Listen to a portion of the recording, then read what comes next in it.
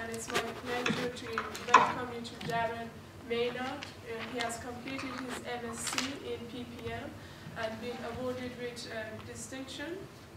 And I think his project management in an energy services company. So he will be going through research methodology and project execution. I will just let Daren start. Okay, Daren, you can start. Okay, good afternoon, everyone. I hope you can hear me. Yes. Okay, so what first I'm going to do, I'm going to switch from video onto my PowerPoint, and so in terms of getting us started. I always want to thank all of you for coming out today, and first to actually get a chance to understand where risk comes in, especially in your risk methodology. All right. Just a quick question. You all can hear me clearly? Yes. It is not? All right, good, excellent. I will also try to speak as slowly as possible. I have to admit, it has been a year since I have, more than a year since I've been in the UK, and so my speed has gone back to my normal Trinidadian speech, but I will slow down for you. All right, I'm going to switch off video and switch to the PowerPoint. All right, stay on the line. Yeah. Love your pick, Dad. Kelly, you will need to actually, are you seeing the screen now? Yes. Is this, Give it are you seeing the screen? Yes. Yes. All right, okay, perfect. Just notice a little bit of slight delay between transmission from Trinidad here to the UK. Can you do full screen in the bottom? Yes, perfect.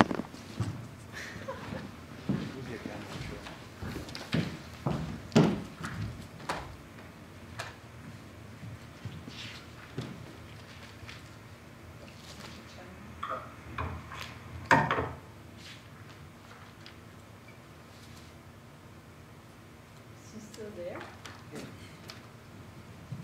Okay.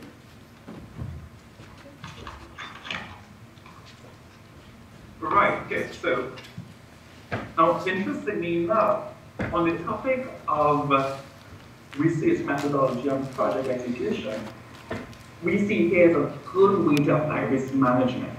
I believe you would have actually, some of us would have worked with Ned and would have been expected to develop a risk management plan in terms of your thesis. And one of the things you have to understand with risk methodologies, this is where you actually carry out your project.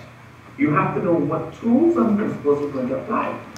So you know what I'm going to do today is to give you a sense of where you have to be in terms of your risk design, how it applies to you, and various techniques. Now, most of us, well, I believe all of you would have done your Brennan course. That's basically 2 days of Brennan.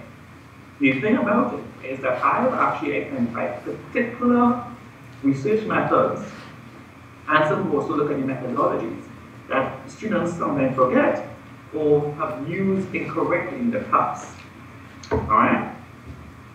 So first of all, let's get a sense of why we are doing this research, because it's important to realize why is understanding your entire project, the purpose of it. And by understanding that purpose, you're able to properly manage the risk in your research methods, manage the risk that is going to happen during your project.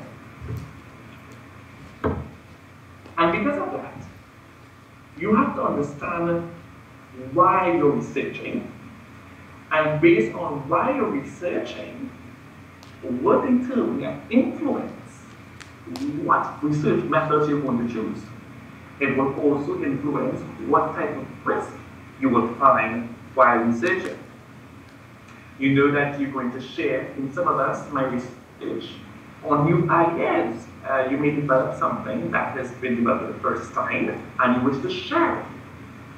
Some of us will be working on validating new ideas. Ideas that have been released last year. or in the past 2 years. And so you want to basically say, could this new idea work? Another thing you may find yourself looking at is that there are currently accepted ideas, approaches that everyone uses. But the environment has changed. And so now, with this environment changing, you have to see whether or not these ideas can work. And again, and then finally, and this is something you will see, I believe you have a lecture between Ned and, I always forget the other guy's name. He's the next risk lecturer on a WMG, and they both have different approaches to dealing with risk. And so you may decide, you want to do your thesis on having on how you reconcile different ideologies in the same field. So these are 4 different ideas or different ways why you research. And each of them impact some way on the risk you would find in your project. And it's important for you to understand where your research falls, where in these 4 categories does your research fall, and then start thinking. Everything is connected to each other. Now, because you're doing an MSc, you have to understand the requirements from an MSc. I believe this is nothing new to you. I think almost every lecture in a way that talks about your thesis management always comes back to the idea what your thesis is all about. And of course the risk associated with it. It has to be original. If it's not original, you risk the chance of being accused of plagiarism. For us, it could be a stepping stone. Some of us want to do PhD, or we want to consider advancing in our professional career.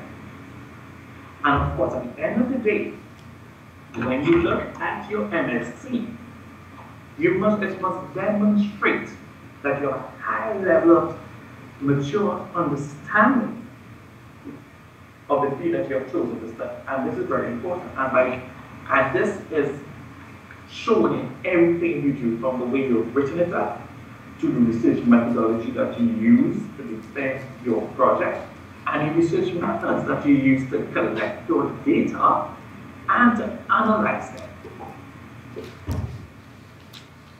Now, there are lots of risks along the way. And when you do, most of us, well, hopefully you would have started or would have had a chance to do PPMC, and you would have talked about risk management. And you need to identify, and why do things in dealing with risk is managing. And first of all, you start with identifying those risks. And so I've identified common roadblocks to success in your thesis. Right?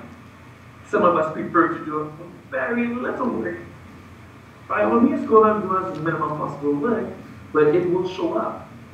As I talk, and I go into get in deeper into the presentation, you will see that as we talk about the different research methods, you will see, wow, it's a lot of work. Yes, because you have to demonstrate that mastery. You are a master student. There is no one right answer. You can have more than one answer. What you have to do is to justify how you got that answer. And of course, you have to also recognize that you being an undergrad, some of us may have come in directly from the undergrad, and so we have a limited experience. But there can be both a positive and a negative thing. So you have to balance it out. Some of us may have come after years of working in industry and trying to get accustomed to how academia, or reacquainted with how academia works, can also be a challenge. This one I found is happening a lot, is people research by internet only. That is, you go into the internet, you Google whatever you see, and all of your references from the internet. By all means, if you wish to do so, I hope you are happy with your mark. That's whether if you pass or fail, but research by internet is a sure way not to succeed. The next one I noticed, and this is one of the things that comes up every year, And you have to take mind, you have to look at it, you have to look out for the signs. It's about aligning your project schedule with your academic department and your staff. You have to remember your supervisor, teachers, has other students and also has a life. You can't expect the supervisor to read your thesis 20,000 words for the very first time 4 weeks before it is due. He will come, or she will come back and say that you have to make some changes. So you have to take into consideration that. And of course, that leads very nicely into that aspect of last minute preparation. It always happens. I have seen it, it still happens to this day, like for those of us who prefer to work on our P&As until the very last moment, Sunday before it is due. There are people who have done that as well. But we know the risk. But the question is, we can avoid it because there is steps we can take for success. You want to plan for it. And this is why this is one of the series of lectures that your alumni have decided to give to you because we want you to succeed. So I've taken a topic that kind of helps you along the plan for success in your thesis. It's all part of a thesis risk management. You have to understand that many things can happen. The biggest risk actually is sitting right next to you or yourself. You are the biggest risk on your project. And so you have to recognize that and prepare yourself for that. You have to look at the risk associated with the supervisor, the risk associated with everybody else who's connected to helping you with the project. So you have to put plans in place.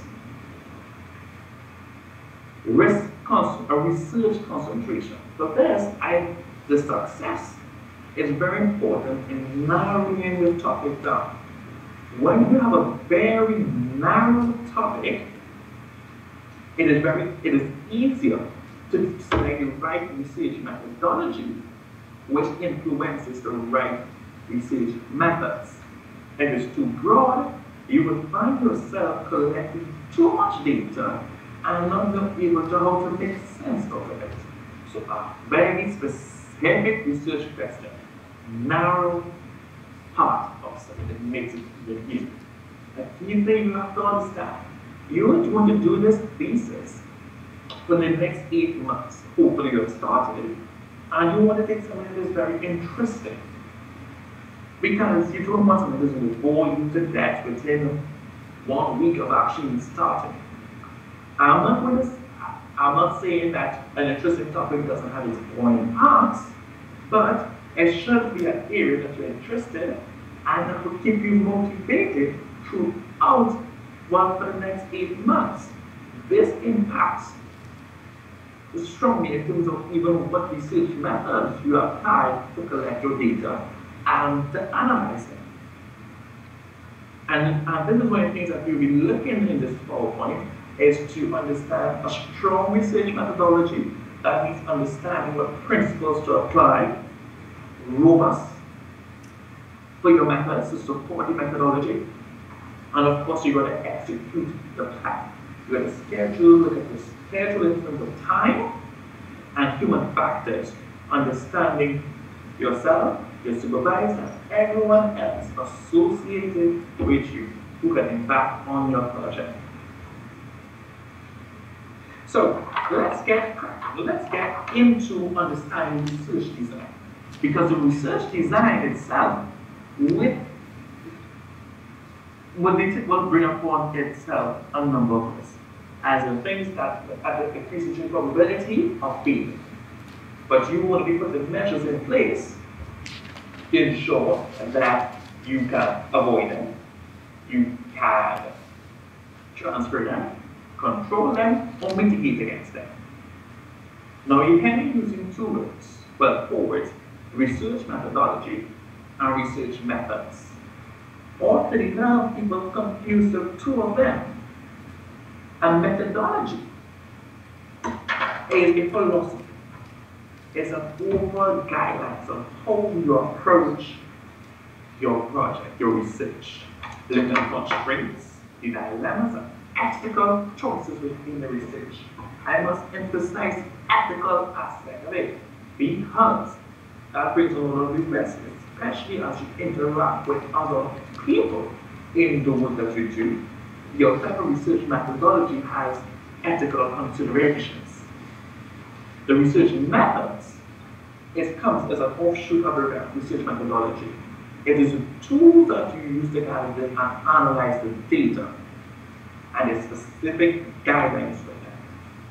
These research methods will be dependent upon which methodology that you have selected. Now, I'm not sure if in Remy they have actually maybe differentiated different types of methodology, but I want to make that distinction and then make a further distinction again. With research, you of course is very simple, it's qualitative and quantitative. You can do exclusively qualitative research and exclusively quantitative research, and you can have a mix. In either case, you will always have some measure of each other in your research. Qualitative looks at behavior, experience, and attitudes. Many of our risk projects tend to be qualitative. At times, you have to deal with a lot of data, a lot of numerical data, and that's quantitative. And if you're looking at financial risk, quantitative research is where financial risk projects fall under because of the large amount of data, numerical data. The only distinction as in qualitative research methodology that they're clear and it's important because what it does, it influences the kind of tools that you use, what methods. Because sometimes people say things, I'm going to do a case study. Let's do some field experiments. But why? One of the things you have to understand, and I think research might be really more to the 2 days of classes never been more of a blur. There would have a lot of stuff that will thrown at you. My advice, you got to read them over then, get some books, and sit down and take it in.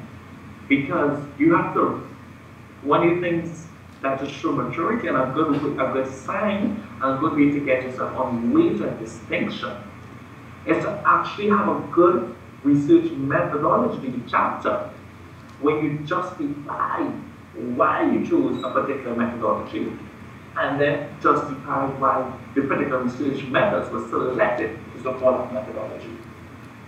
So we have this thinking, action research. This is something where you work in collaboration with someone, a group of people in improve a particular setting. You're not active, involved with the group, you work with them.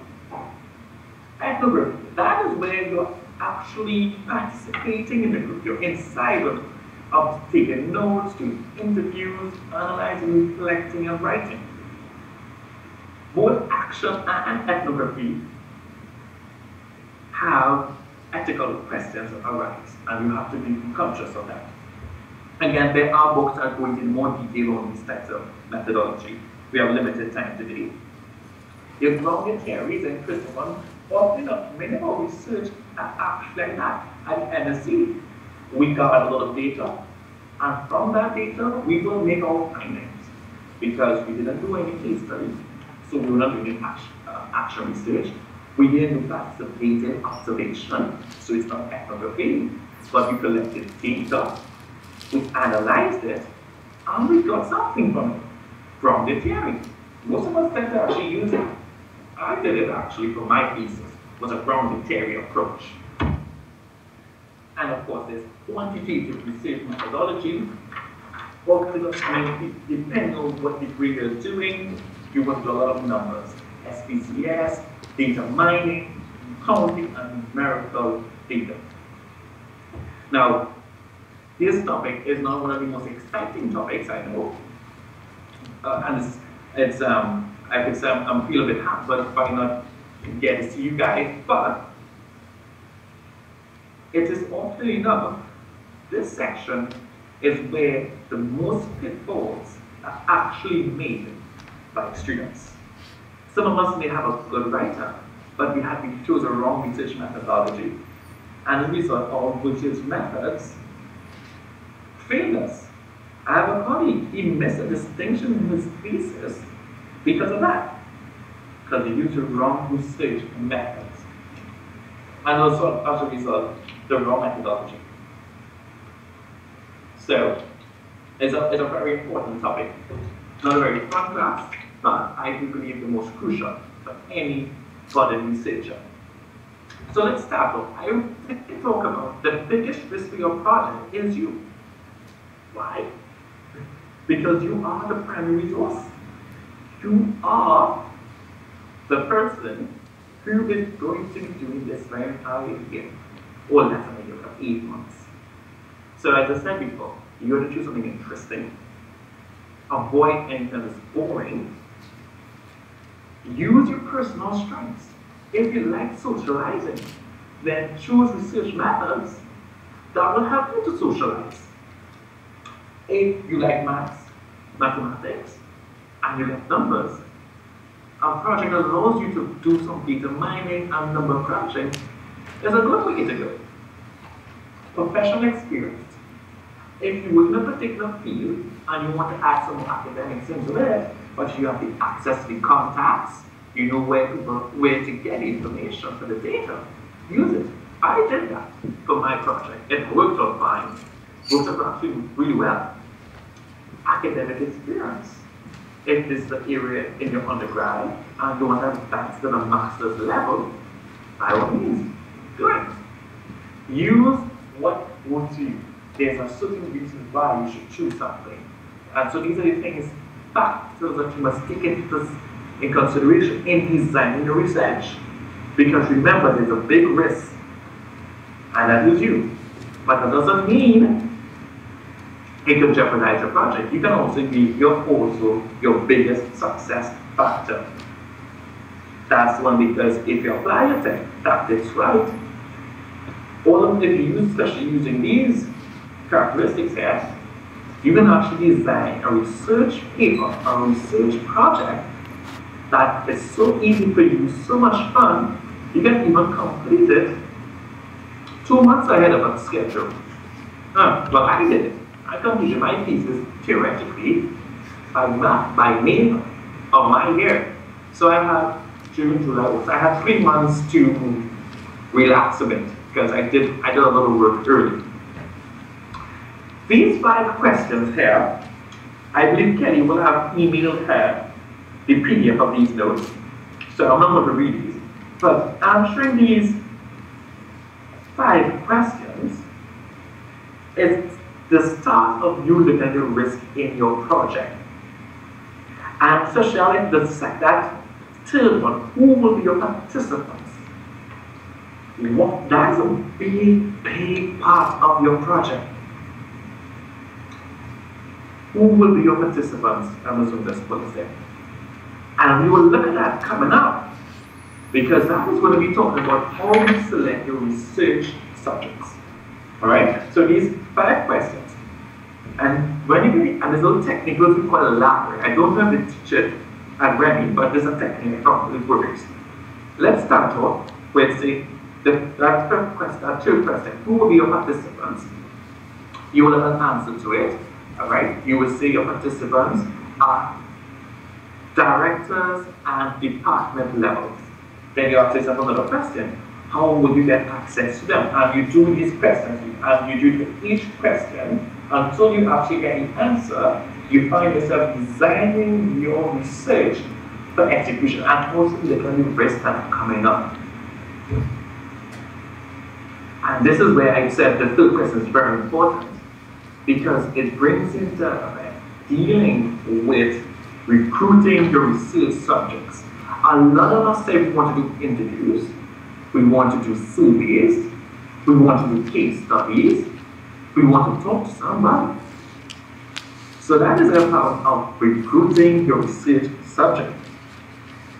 But when you're recruiting research subjects, you have to think very carefully about what your research question will be and how you want to gather this information very effectively. What things you will want to do you will want to pilot whatever you questions you're going to ask these guys, so you have an idea how will your questions sound in practice. Now, one big thing that you have to understand here is making sure you have suitable subjects, the right ones. Because it's the worst thing to do for yourself and for the person that you have asked to be a research subject is to actually find out that they can't help you in the first place because you made a mistake in your selection. Sometimes it is even easier to work with a subset versus a sample. This is more of a mathematics thing in terms of understanding statistics.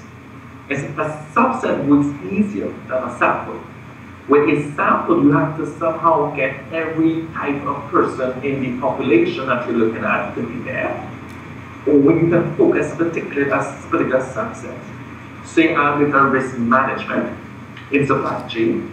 My population was very specific, a subset. It was the supply chain professionals in ammonia plants. So it's a supply chain professional in every organization around the world. But I look at a particular subset in ammonia plants. And so it was easy, it was very narrow and focused on who I wanted to get data from. And what I did, and this is what you can try, is I used my professional network because I knew some of these people from my days as a supply chain specialist at an ammonia plant. In addition, some of my friends worked there, so I used my social network. A thing about social networks, you have to be very careful how you use Facebook to get people to do surveys. You have to know what kind of people you are targeting. Do you have the right number of friends on Facebook? The type of friends on Facebook who will answer those questions, who can be targeted specifically for that. That's why LinkedIn is often a much better choice to do surveys, but of course, you have to also see whether or not people come onto LinkedIn and answer these surveys. So social networks are very difficult, but you have to, unless your research is on social networking or has a social network aspect, then of course. So you have to be balancing the act between how you get your research subjects. When I say research subject is anyone that you are going to ask the data, anyone who's going to provide you that information to help you get a sense of where you have to go for your project. Big thing you should know, volunteers are not representative of the entire population. People who volunteer to do things have a different way of thinking sometimes from those who don't. So you have to pay attention to that. And it always comes back here. Carefully choose them. You have to justify why you're selecting something. In your thesis, they are not just going to look at your findings. They're going to look at how you arrived there and why did you do what you did. Even if you get you may have made an error in your analysis in a particular way, but you justify well. If you look at how well you approach your project, that will give you a good amount of marks still to get you there into the merit class, and where the stellar findings get into distinction class. Booking sessions. Why is this important? This is important especially if you're dealing with interviewing people. You have to look at, especially when you're interviewing, you have to look at the anonymity of your subject, in that whoever you're interviewing should not know the next person or should not see each other. You have to balance off how you do your interviews, and you can read up more about this. This is a very interesting thing, sort of like homework on when you're looking at making investigations. It's all about the schedules. It's about scheduling in such a way that when you do your data collection, there's no overlap between one person and the other that you're doing your data collection from. Big thing, location and scale. I'm talking about all the risks that you will face, because some of these are common to more than one research methods. Space. If you're doing a case study, or if you're going to do a demonstration, do you need space for it? Do you actually have permission to use this space? security. Same thing. Where are you going to do this? Are they going to come onto campus? Are they going to come to your flat? Are you going to go to their place of abode, their homes, their offices? You have to understand, how would you reach there? Would you be safe? The idea is, and there's so much of questions to ask yourself, but it's important. Permission to record. Some people react differently to being recorded than others. So but you must always ask permission to record. And of course, the biggest thing, of course, is recording equipment. Test it. Work with it. Could you operate it easily? Could it be uploaded onto a computer? All of these factors must be taken into consideration when dealing with location and scale, when it comes to your research design. This is all about the execution of your project. Okay? Handling subjects. I think this is it's a beautiful aspect. It is actually, when we look at how you handle people, there's some very interesting anecdotes, some very funny stuff that actually could happen during interviews and case studies and pilot studies. But the main thing you should do is to practice. Before the real interview, you got to practice to ensure that whatever question that you're doing, that they can understand it, that the song did. And that's why it's good to have like a risk group. If you plan to do interviews, you can practice with your colleagues. You want to do questionnaires, test it out in a pilot group. You use prompts to help you remind yourself. Refreshments. This is important. If you have your subjects coming to you, you gotta provide them with some water, teas, some light refreshments. I'm not saying you have to give them a full buffet, unless it's sort of like a case study or a focus group. Keep time. Look at your time. If you said you will spend 30 minutes with your people and it's 30 minutes each, say them thank you, I'm going to stop. Who knows, they will actually decide to continue and maybe give you some more interesting insights. You got to respect that. When you're giving instructions, you got to make sure you do not put any bias. So you have, when key things is how you explain things so that there's no bias in those instructions. And remember, you have to be professional. You're representing yourself, WMG, and in some cases your country. And you thank them for participating. Because how you handle the subject is very important and what to do. So the areas I looked at before we move on to this topic here, all of the different ways that you will find coming some way or the other in the methods that I'm going to talk about in the next stage of the presentation. Literature review is actually a research method itself. It's a good thing because it gets you at a stage where you're able to understand what problem you're tackling. And a well-written research piece will actually tell you what methods they use. So sometimes you don't necessarily have to go read a research methodology book. You can just read a technique that was done in the research paper and then have an idea of like, could I try this? And then you go on research particularly. It gives an idea of what worked and did not work before, so you don't back up the wrong tree. You don't want to repeat something that you know is not going to bear fruit.